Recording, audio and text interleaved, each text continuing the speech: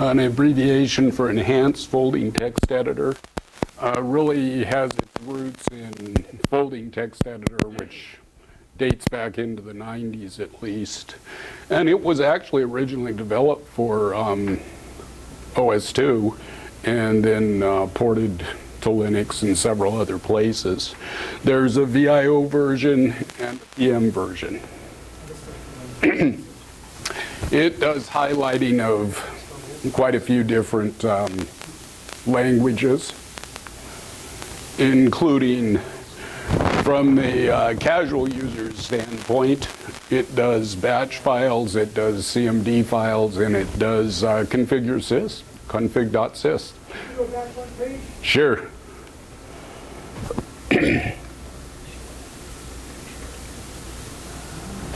Yeah. Yeah, there's actually, if your favorite language was missing from that list, there's actually about 22 more that aren't on this list. Because that's one of the fixes I still have to do, is those 22 also aren't on the menus. And I just cut this information out of the menus.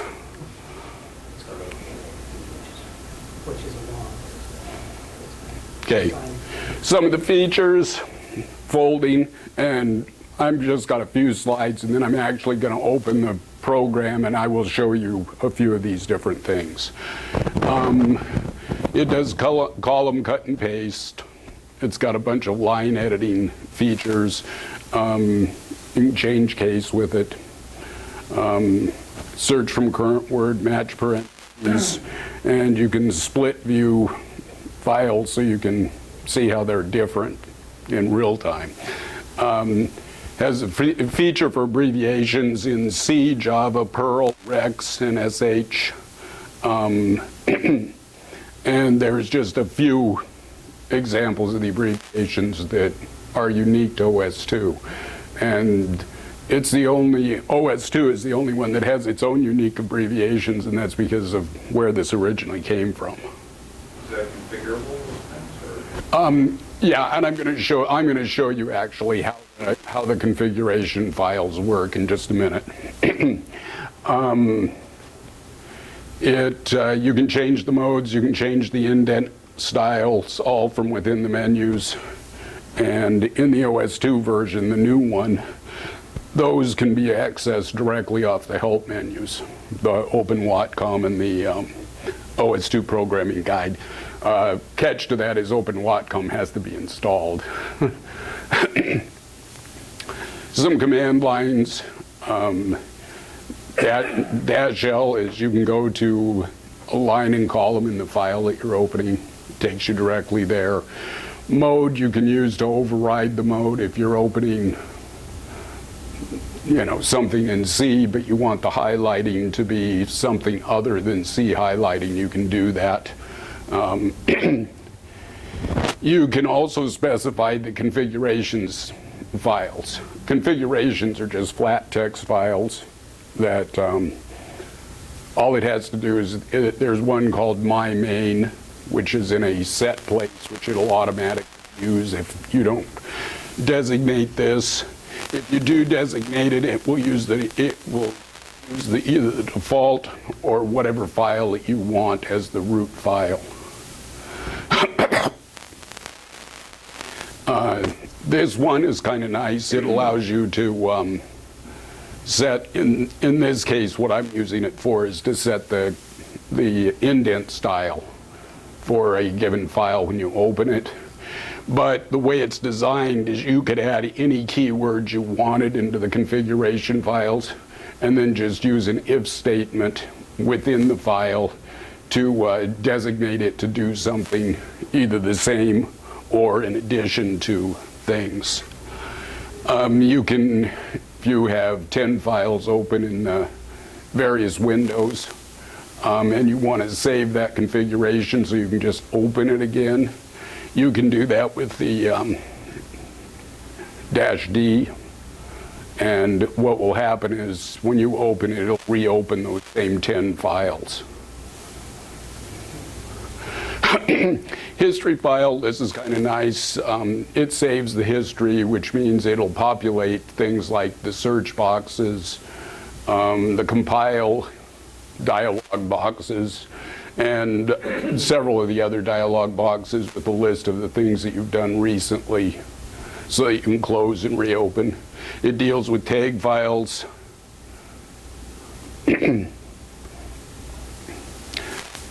then it does have logging, which can be activated with the debug or debug clean. The difference, debug clean erases the log. The debug appends the log.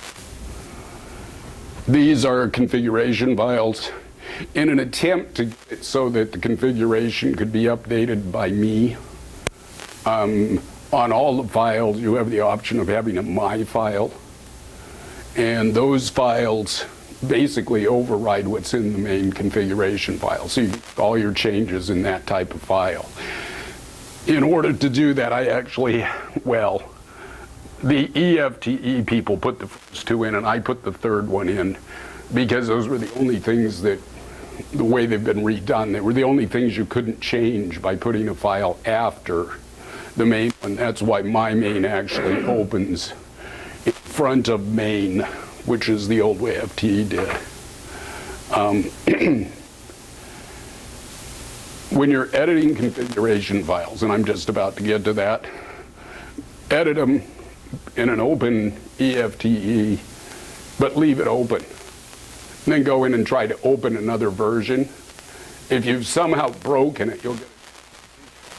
But it has no effect on the one that's open, so you can go right back into the one that's open and fix whatever you did. That's what it throws up. If you run into that, it tells you that in this case it was a syntax error. The syntax error is actually the space between the if and the parenthesis. Then if you were to run that last line, it will open the file right to that line. And because you've got the dash exclamation point in there, it will use the default configuration instead of using the broken, or instead of trying to use the broken configuration. So if you didn't do the first part, remember to leave it open. You can get back and fix it pretty easily.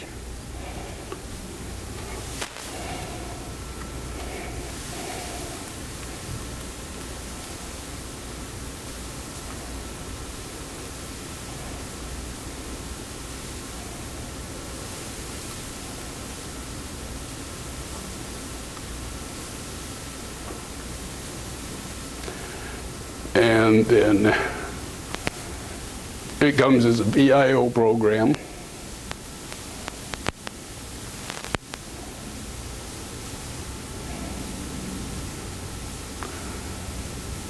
With various options,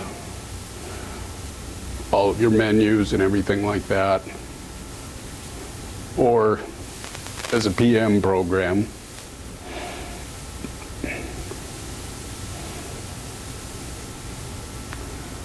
Let's see.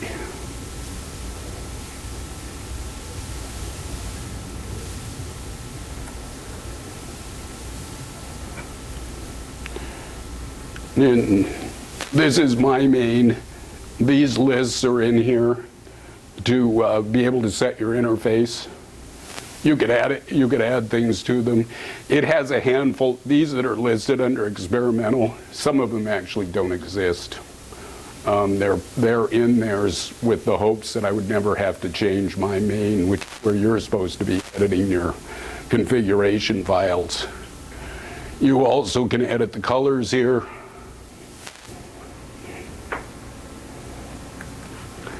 If you were to leave multiple ones of these unmarked, it ends up a syntax error. Yeah, I don't want that one.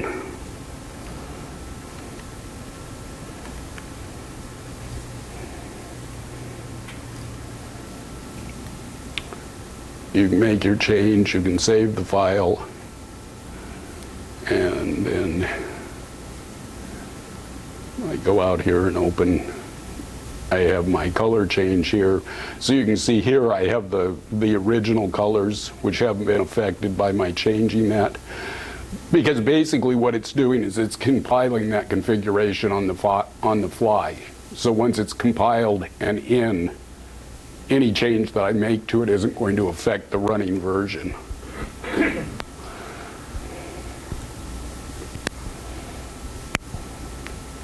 I have quite a few different options. Obviously, toolbar with bubble help. Here's where you can change your indent styles. You can change the modes. You have a long list of modes here. This one differs a little in respect to the two programs.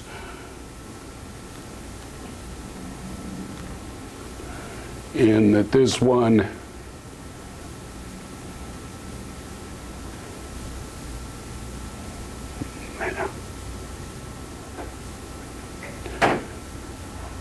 you have I have to figure out what happened to that. What this should have is this should have open in mode more, and the other one should have had change mode more, because the menus here, the menus don't wrap. So that's why these are cut off. And I just looked at that and I thought that the code was right in there, but I'll have to look and figure out what wonderful thing I did to that. And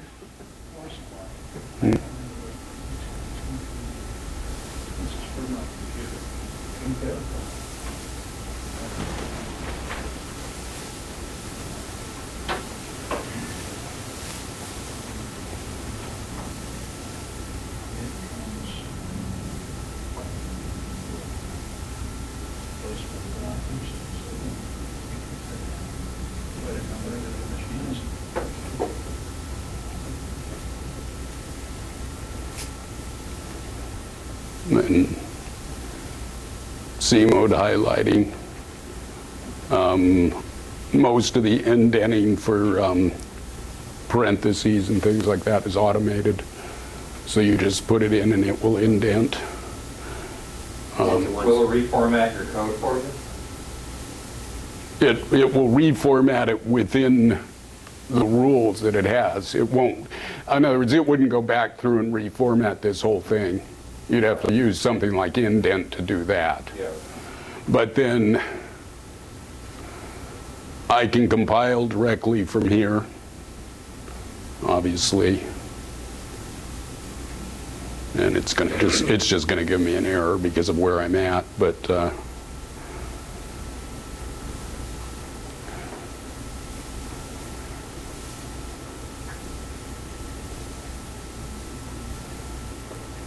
and I use grep directly from it, which means that I don't have to make a file if I'm just looking for something quickly, because it'll just fill up this box and it will create a scroll bar for me, and I can just scroll up and down to find what I'm looking for depending on how much is there.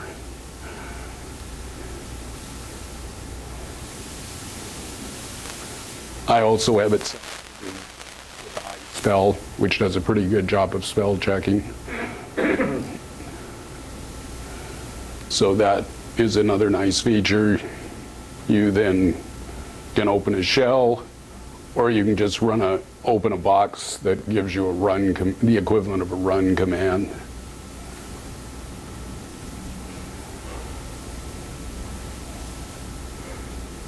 Then when I'm in C,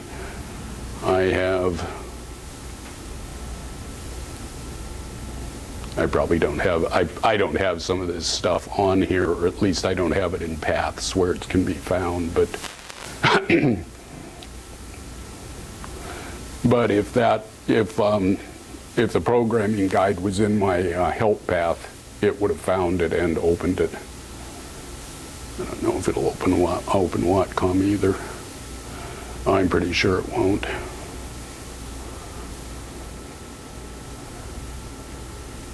Then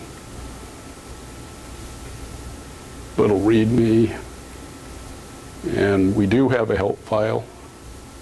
Oh, interesting. The help directory is set. Yeah.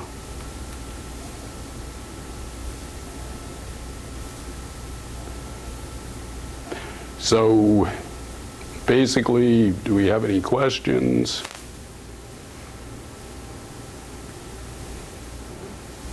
This runs on one of the things. It runs on Linux and Windows. Well, I won't guarantee this version runs on Linux or Windows because I could have potentially broken it because I don't have a way of testing those builds. But eFTE, which this is based on, basically the major changes I've made in this was to clean up particularly the this version.